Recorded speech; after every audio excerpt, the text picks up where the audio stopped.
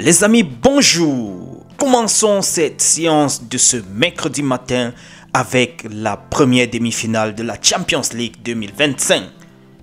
Quelle soirée de folie hier soir avec l'Inter de Milan qui a remporté la demi-finale palpitante contre le FC Barcelone sur un score de 4-3.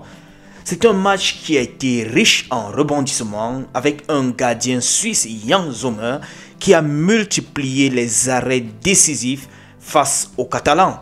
Les deux équipes se sont rendues coup pour coup, mais c'est l'efficacité de l'Inter de Milan qui a fini par faire la différence.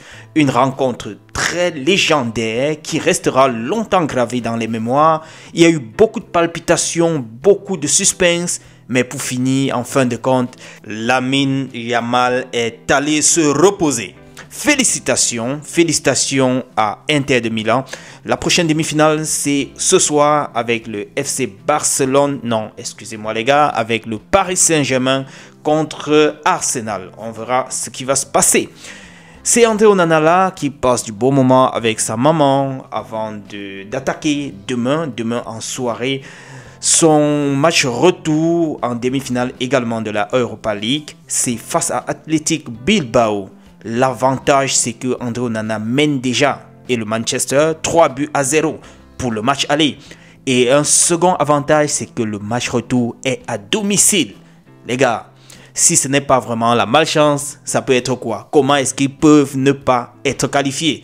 Je vois déjà André Onana et le Manchester United avec un pas en finale de la Europa League. Et demain n'est plus loin, on va tout simplement attendre en lui souhaitant bonne préparation et que les choses tournent bien de son côté. On va dire, lui, il est en compétition européenne. Il y a Bissek, le jeune Bissek qui était du côté de l'Inter de Milan, qui est également dans la compétition européenne. Voilà les deux Camerounais, sauf si j'ai oublié un autre, qui sont en compétition actuellement. Et voilà, si André Onana valide demain, ça veut dire que les deux Camerounais seront en finale et de la Europa League et de la Champions League pour cette saison 2025. Les amis, je vous laisse un peu, mais avant cela, je dois parler encore de ce tournoi des Lions indomptables qui doit devoir se dérouler au mois de juin au Maroc avec quelques équipes, Guinée équatoriale, le Burundi, le Tchad, je pense bien. Et le Maroc, naturellement, c'est un mini tournoi dans la fenêtre FIFA. Ça se confirme de plus en plus. Beaucoup de pages sportives, beaucoup de sources parlent de ça avec affirmatif. Alors, ce sera une bonne occasion pour Marc Brice de faire rôter l'effectif et préparer la CAN 2025. Les amis, je vous laisse en compagnie de Samuel Eto'o lors de sa petite balade du côté de Kribi. Retrouvons-nous dans la prochaine. À tout à l'heure. Ciao.